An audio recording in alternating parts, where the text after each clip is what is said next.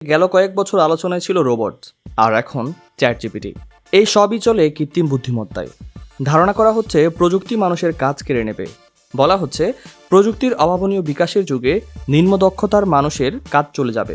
টিকে থাকতে হলে মানুষকে দক্ষতার উন্নয়ন ঘটাতে হবে। ইতোমধ্যে সৃজনশীল জগতের অনেক কাজই কৃত্রিম বুদ্ধিমত্তা করে দিচ্ছে। ছড়ালেখা, বিজ্ঞাপনে জিঙ্গেল, বইয়ের অডিও ভাষ্য তৈরি, এইসব কাজের জন্য মানুষের আর প্রয়োজন পড়ছে না।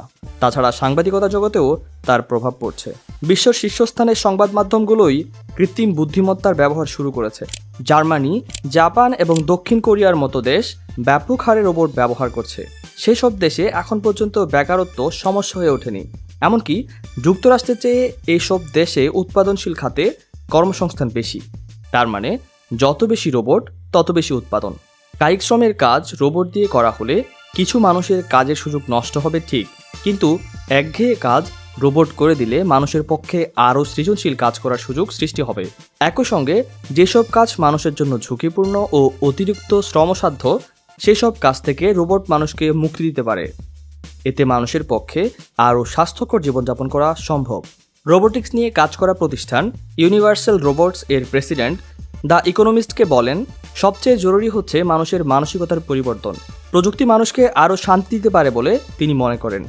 এই বাস্তবতায় বিশ্বের বড় প্রযুক্তি সংস্থাগুলো এখন কৃত্রিম বুদ্ধিমত্তা বা এআই গবেষণায় বিপুল বিনিয়োগ করছে। বিশ্বের বড় বড় বিশ্ববিদ্যালয়েও এআই গবেষণাগার তৈরি করা হচ্ছে। ভবিষ্যতের প্রযুক্তি নির্ভর পৃথিবীর সবচেয়ে বেশি প্রয়োজন হবে ক্রিটিক্যাল থিঙ্কিং, অর্থাৎ একটি বিষয়কে নানা দৃষ্টিকোণ থেকে বিচার করতে পারার সক্ষমতা। কয়েক বছর ধরে প্রযুক্তির অভাবনীয় উন্নতি ও শিল্পক্ষেত্রে অটোমেশনের প্রভাব নিয়ে বিস্তর আলোচনা হচ্ছে। তো দর্শক, আমরা আজ কথা বলছিলাম আর্টিফিশিয়াল ইন্টেলিজেন্স বা এআই নিয়ে। আমাদের আজকের ভিডিওটি আপনার কাছে কেমন লাগলো অবশ্যই কমেন্ট করে জানাবেন। আর যদি আপনি আমাদের চ্যানেলে নতুন দর্শক হয়ে থাকেন তাহলে চ্যানেলটি সাবস্ক্রাইব করুন, অথবা আপনি যদি ফেসবুক থেকে আমাদের ভিডিওটি দেখেন তাহলে আমাদের পেজে ফলো দিয়ে আমাদের পাশেই থাকুন মজার মজার ভিডিওর আপডেট পেতে। দেখা হবে পরবর্তী কোনো ভিডিওতে। আল্লাহ হাফিজ।